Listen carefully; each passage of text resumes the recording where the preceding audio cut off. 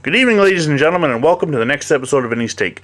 Tonight I'm going to talk about something that is about to kick off and happening right now, the national championship game between Clemson and LSU. Go Tigers! What I want to say, though, is something that was just mentioned on the pregame show. As Pat McAfee and that group were talking about why you play football, why you play college football, one of the guys, and I'm not sure what his name was, mentioned that you go to Auburn, you go to LSU, you go to Clemson, you go to Florida, you go to Miami, whatever, for a chance to play in the national championship, because you don't get that at every school. You don't go to SMU, Northern Illinois, Miami of Ohio, or Boise State if you want to play for a national championship. You just don't. If you want to win a Heisman Trophy, you don't go to those schools. Why is that? That is because there is such a thing called the Power Five. 5 conferences that dominate college football and basically are the haves. They are the SEC, the ACC, the Big Ten, the Pac-12, and the Big 12. They're the only 5 conferences where if you go there, you have a chance to win the Heisman and win a national championship. The next thing is the Group of 5, which are also considered NCAA, FBS, or what used to be 1A, the top of the top. They are like the Sun Belt, the American Conference, the MAC Conference, the Mountain West. They are your schools where you go, you might get a chance to be in the top 25 and play perhaps in a New Year's Bowl if you're the best of those schools. So there's over 130 schools that play college football, but only about half, plus Notre Dame, who's independent, get a chance at the national championship. Now, why is that? Why, if my son were a blue chip athlete, and he grew up rooting for, let's say, a local college that isn't Rutgers in the Big 12, Temple.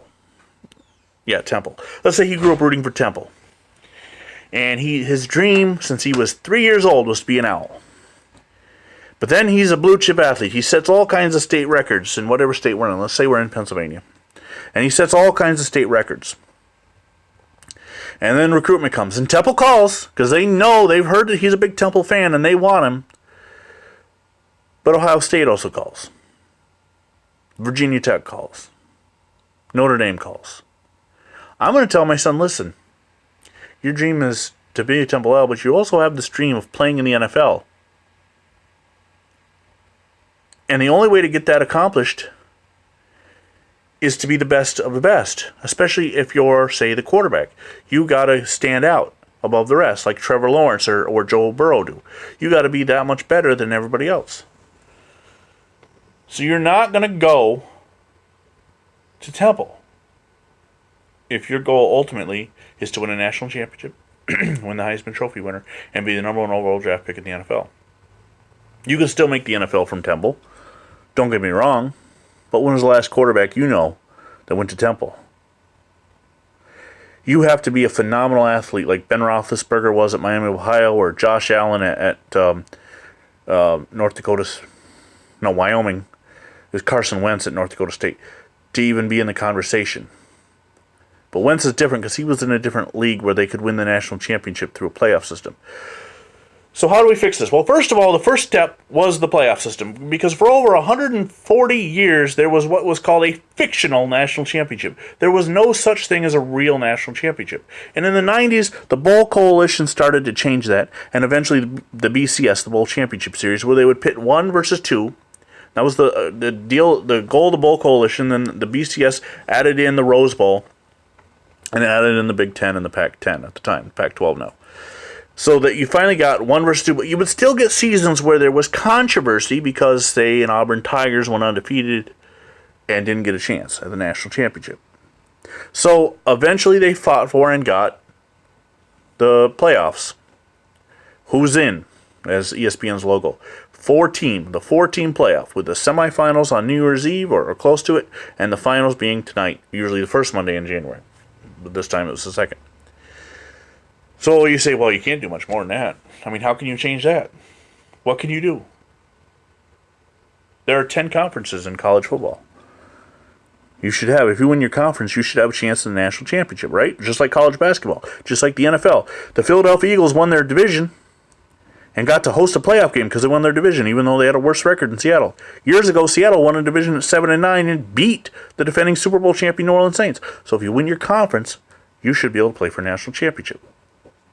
So how you accomplish this is you take the 10 conference champions and they get in the playoffs. Then you have 6 at-large bids. Use the old BCS formula. I don't care. Just 16-team playoff. The first weekend in December is your conference championships, your SEC, your ACC, your MAC, whatever. Have your conference championships. The next weekend, go ahead and have your Heisman Trophy. Have a week off where everybody gets to party. Then the following Thursday, you start the Sweet 16. And for the next 4 weeks, you have playoffs. The first 2 rounds are on the host field of the higher seeds, so like LSU at number 1 would have hosted. And then when you get to the Final 4, you then use the bowl games. And you have the national championship could be, guess what?